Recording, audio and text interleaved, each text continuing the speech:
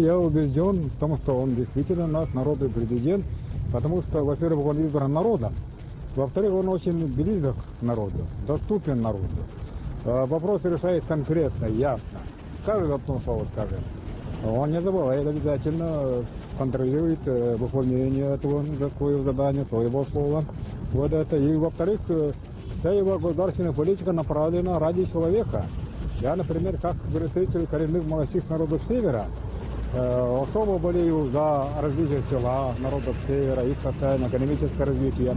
Поэтому он первым, я считаю, из числа больших таких государственных деятелей Якутии, вот в последнее время он именно принял такой шаг, как принятие, утверждение президентской программы в социально-экономическом развитии села до 2006 года. Каждый человек сам творец своей судьбы. Каждый выбирает путь, следуя которому он добьется поставленной цели – сделать свою жизнь и жизнь будущих поколений счастливее.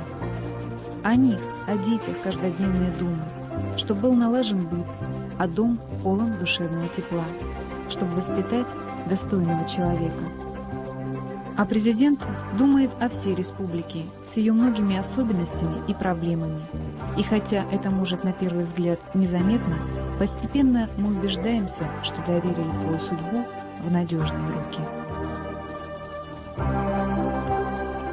Клянусь своей честью и достоинством, что буду добросовестно исполнять обязанности президента, соблюдать Конституцию и законы Республики Саха-Якутия, защищать ее государственный статус, уважать права человека и гражданина, защищать интересы многонационального народа Республики Саха-Якутия.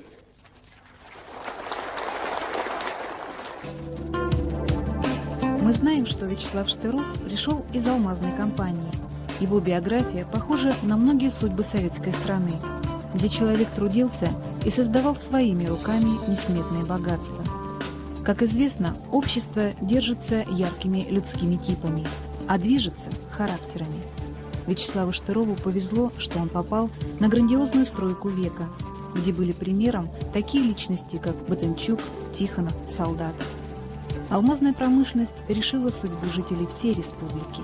И так уж случилось, что именно ему выпало на долю стоять у руля и выбирать курс большого корабля под флагом компании «Алроса». Пришлось испытать, а затем и преодолеть лед холодной войны, когда компанию пытались раздробить на части, вместе с первым президентом отстаивать и долю республики, наладить не только добычу, но и систему сбыта, договариваться с политиками и бизнесменами на российском и международном уровне. Недаром он стал российским менеджером, а компания получила национальную премию имени Петра Великого.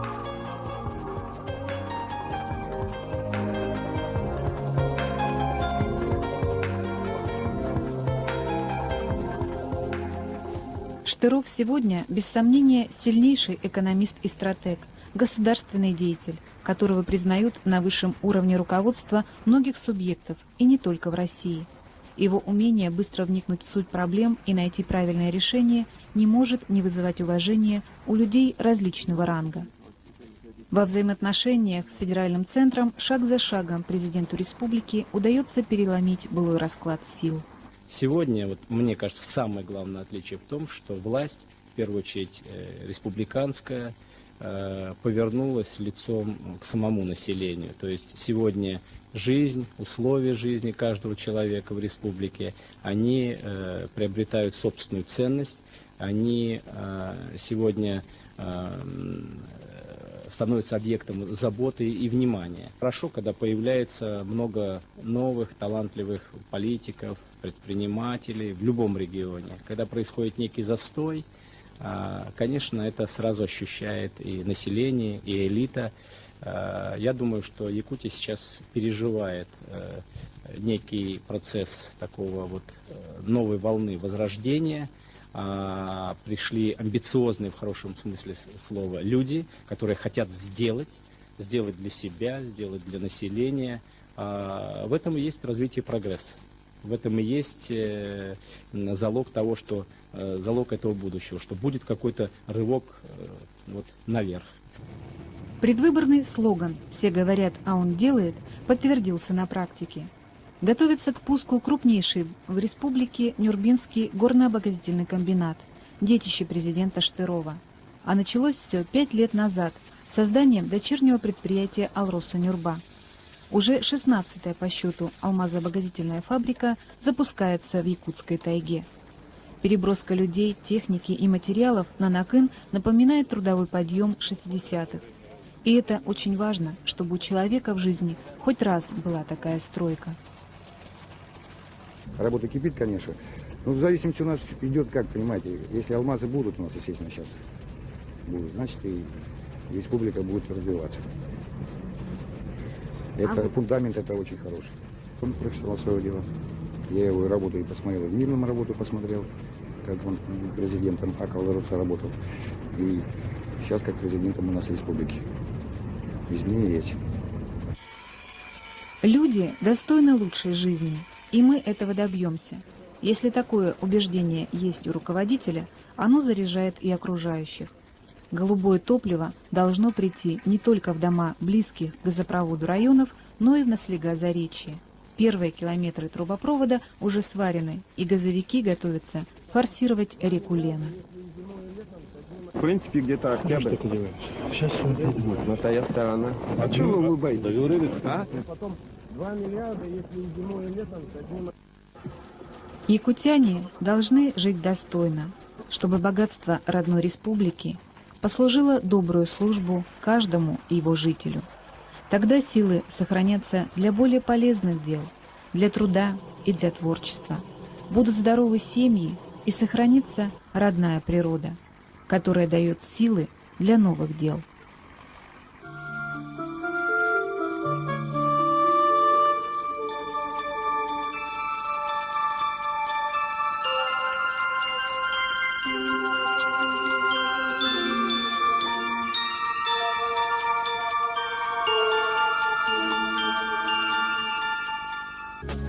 Как дерево питается корнями, особая любовь к родине перешла от родителей. Мама Штырова, геолог Нина Ивановна, приехала по распределению в Тампонский район. Отец Анатолий Тихонович, выпускник Горьковского военно-морского училища, служил на Камчатке и Дальнем Востоке.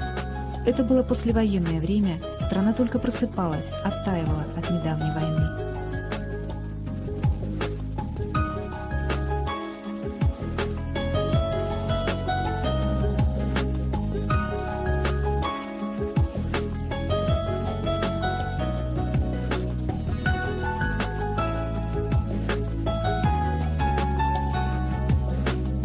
В мае 1953 года из местечка Верхний Мингиче, что в 40 километрах от Нежданинки, на оленях до Хандыги добиралась молодой геолог, чтобы подарить первенца.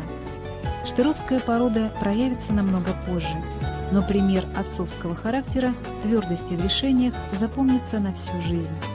Анатолий Тихонович забрал жену с сыном из Хандыги, пройдя всю Колымскую трассу, и увез в военный городок. Спустя много лет родина как магнитом притянула Вячеслава Штырова. В места поисков и работы мамы на месторождении полиметаллических руд он побывал по долгу службы. Настало время вернуться к разведанным полвека назад богатствам. А вернуть сыновний долг лучше настоящим делом, реальным воплощением мечты.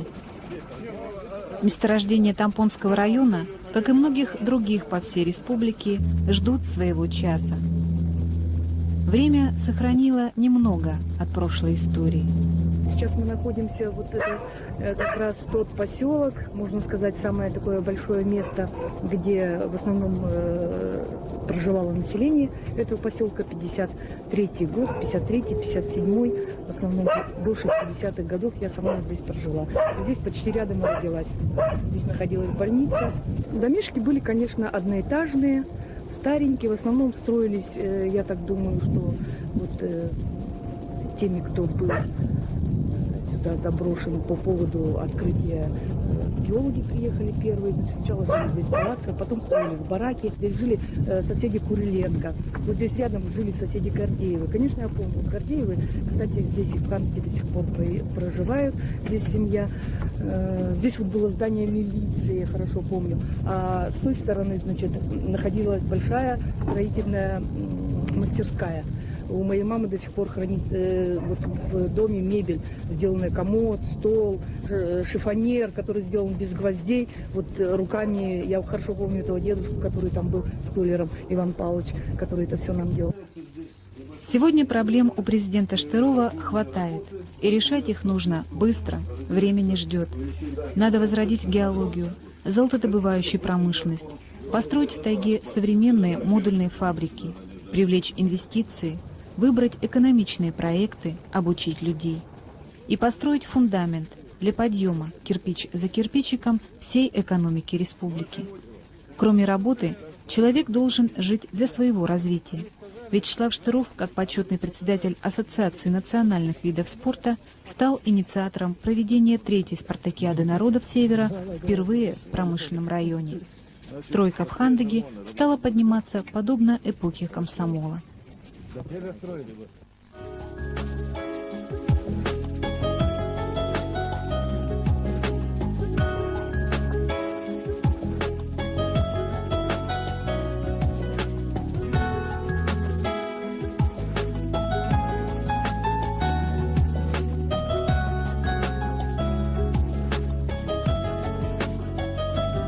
Школа удачного не прошла даром. Вячеслав Штыров вслед за мамой в 1975 году закончил Дальневосточный политехнический институт. Там же в Удачном родилась новая семья. А Вячеслав Штыров трудился на объектах электроэнергетики и алмазодобывающей промышленности в Западной Якутии. Прошел путь от мастера до первого заместителя начальника объединения «Вилюйгэсстрой».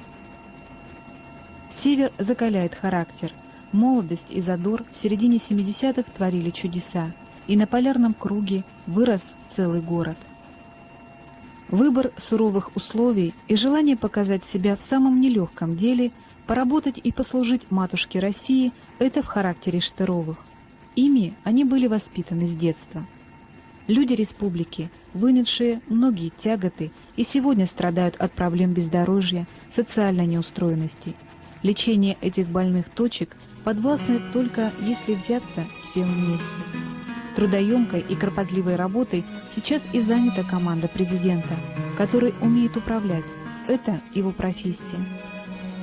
Побывав в самых отдаленных поселках, он узнает из первых уст потребности селян и своим знаменитым, размашистым, аккуратным почерком начинает новые дела, будь то строительство больниц или школ.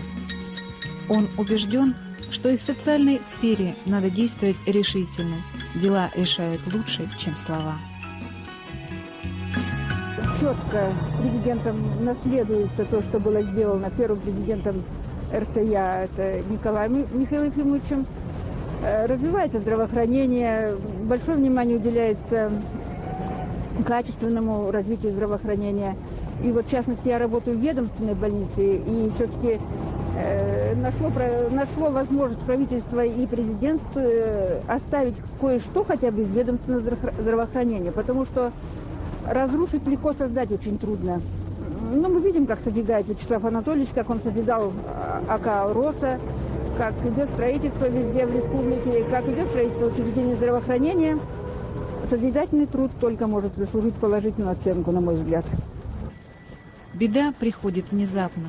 К сожалению, почти все деревянные школы на слегах и поселках республики давно пережили свой срок, и даже отстроенные совсем недавно подвержены огненной стихии.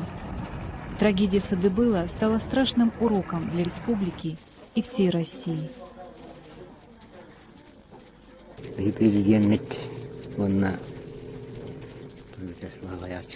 Наш президент и руководители правительства успокоили и собрали вокруг себя пострадавших в этой страшной трагедии. Они рассказали, что будет сделано конкретно по оказанию медицинской, материальной и моральной помощи. Сегодня мы все здесь видим как нашу трагедию близко к сердцу приняли наши руководители государства, наши руководители правительства. Президент Вячеслав Анатольевич с такой дарой, с таким рвением прибыл к нам, чтобы разделить наше горе. Благодарность наша вам, низкий поклон.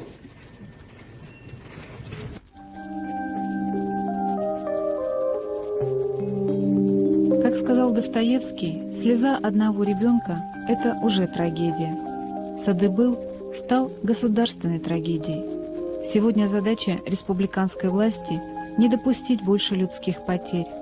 Уже начато строительство защищенных от стихии школ, подбираются проекты, отвечающие всем требованиям безопасности. На очереди сотни школ по всей республике, и в одночасье новое не построить. Команда Штырова не делает пустых обещаний, а планомерно делает созидательную работу на благо всех жителей республики. Время убеждает, что селяне в новых условиях должны сами зарабатывать на свою жизнь. Во всех крупных улусных центрах созданы мини-перерабатывающие комплексы, и теперь уже чувствуется заинтересованность в результате своего труда. Насчет сдачи молока действительно лучше стало. В прошлом году больше сдали, чем позапрошлом году. В этом году тоже очень хорошо идет, да. Вот недавно на днях тоже люди получили за молоко, кто сдает молоко. И цены, по-моему, уже выше. Раньше по 8 принимали, сейчас по 10 принимают. И деньги уже как-то лучше дают. Нам выгоднее держать. Ну, денег получаем. Поэтому еще молоко сдаем, чтобы деньги получить. Это хорошо, когда начинания реализуются и дают свои плоды.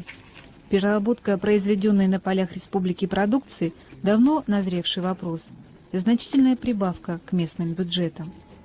Для того, чтобы не допустить при организации нового дела ни малейшей ошибки, во время рабочих поездок вместе с отраслевыми руководителями в самой урожайной Амурской области президент вникал в особенности любого производства, прикидывал к нашим особенностям и останавливался на самом приемлемом варианте.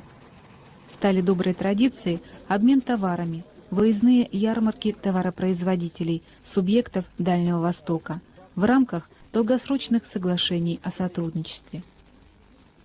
Дальневосточные регионы объединили свои усилия по отстаиванию интересов населения Северо-Востока, стали регулярными встречи глав его субъектов. Вячеслав Анатольевич возглавляет Ассоциацию субъектов Дальнего Востока и курирует самые сложные вопросы бюджетных взаимоотношений, социальные и экономические проблемы. Привычка терпеливо трудиться была заложена в семье Штыровых с детства, утвердилась в юношеские годы, когда семья жила во Владивостоке, где служил отец. Анатолий Тихонович прослужил на Тихоокеанском флоте почти 40 лет, из них 8 лет командиром подводной лодки. Адмирал Тихоокеанского флота передал дар анализа сыну, стал примером для внучек и правнука Кости.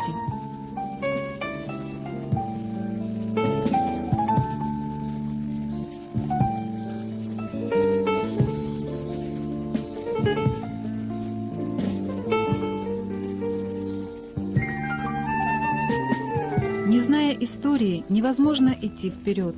Сотни якутян сегодня познают будни армейской службы на подводной лодке в Севастополе, которая находится под опекой компании «Алроса». В трудные для армии времена здесь сумели сохранить лучшие традиции флота, настоящей службе Родине. Когда судьба толкает на самое трудное, человек вынужден преодолевать эти трудности, делать для Отечества все, что в его силах. С помощью веры можно добиться многого, а без веры нельзя добиться ничего. По достоинству за верность родной республике, возрождение памятников православия, укрепление духовных устоев российской державы Вячеслав Штыров был награжден орденом Андрея Первозванного. Трудолюбие и скромность, верность слову и верность делу, который выбрал, черты, которые характеризуют нынешнего лидера республики. Стиль работы президента импонирует многим, чьи святыней те же интернационализм, стремление сделать свою родину лучше.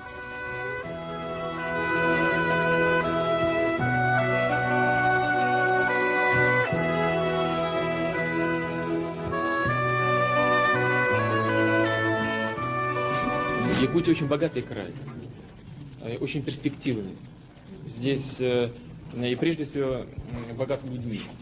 Людьми талантливыми. Мы видим, кстати сказать, и по примеру Ульяновска, значительная часть жилья была восстановлена местными строителями, по местным технологиям. Но кроме этого есть еще и природные богатства, и алмазы, и мы сегодня говорили, и нефть, и уголь, и газ. Поэтому этот край очень перспективный. И абсолютно уверен, не сомневаюсь ни секунды в том, что у него очень хорошее будущее. Да будут со всеми нами Его милости, да сохранит Господь в новом году в мире и в благополучии, в благоденствии нашу великую Родину Россию и нашу республику, наш суровый северный край, в котором промыслом Божиим все мы живем. Да будет в нашем обществе мир и согласие. Да будет в наших душах, в наших сердцах, в наших семьях любовь, которую принес на землю Господь и Спаситель. Да будет мир на нашей земле. Я сердечно желаю вам, уважаемый господин президент, всесильной помощи Божией в ваших трудах, в ваших чаяниях, в ваших начинаниях. И мы, следя за вашими делами, за вашими многочисленными поездками, встречами, за вашей плодотворной работой, удивляемся тем стараниям и тем усилиям невероятным, которые вы полагаете во благо нашей республики, закладывая фундамент ее дальнейшего развития и делая сейчас, в это время, в рамках возможного все, чтобы жизнь наших людей здесь, в суровых условиях Севера, была достойной человеческого звания. Да хранит вас Господь на многие лета в здравии, благоденствии, в мире и благополучии. Вот последнее время, особенно когда возглавил Вячеслав Харакович республику, у нас появилась возможность расширения сотрудничества, систематизации сотрудничества, и появилась возможность в том, что это сотрудничество будет результативным, будет полезным для республики, будет полезным для города Москвы. И я хотел бы сказать, что вот как раз здесь у нас получается не чемодан без ручки, а чемодан с двумя ручками.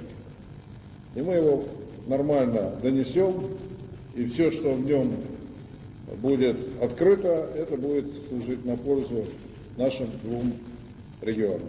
Не случайно с Вячеславом Анатольевичем мы проговорили о создании здесь, в городе, дополнительно совместных предприятий, дополнительно, может быть, гранильных фабрик по переработке алмазов, в том числе и технических алмазов, если такое пожелание будет. Создание мощного торгового центра. Потому что далек путь от Якутии до Санкт-Петербурга, но потом он гораздо ближе до территорий, которые граничат с Санкт-Петербургом. Я думаю, что это был бы хороший шаг в развитии наших экономических отношений. Но самое главное, подчеркиваю, это люди. Люди, те, которые хотят устанавливать друг с другом отношения. А если еще и губернатор, президент поддерживает, то эти отношения будут вообще активно развиваться. Люди проголосовали за меня. Ну как я могу вот сегодня сказать, что нет, я вот теперь решил по-другому. Значит, я тогда уже решение принял.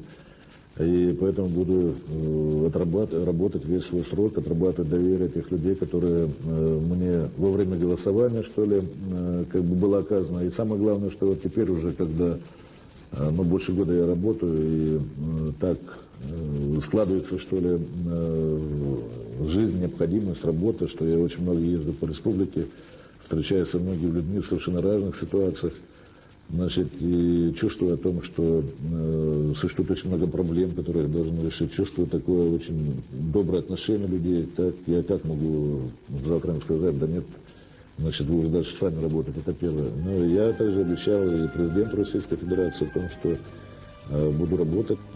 Вячеслав Штыров всегда говорил, что вместе будем двигаться к поставленной цели, к созданию достойных для каждого якутянина условий жизни. И сделанные шаги убеждают в истинности этих слов. Произошли реальные подвижки в отстаивании пенсионных вопросов, социальной защиты семьи.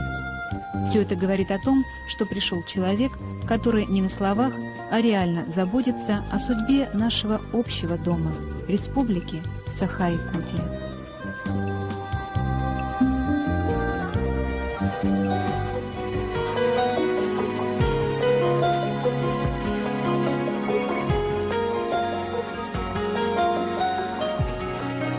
Thank you.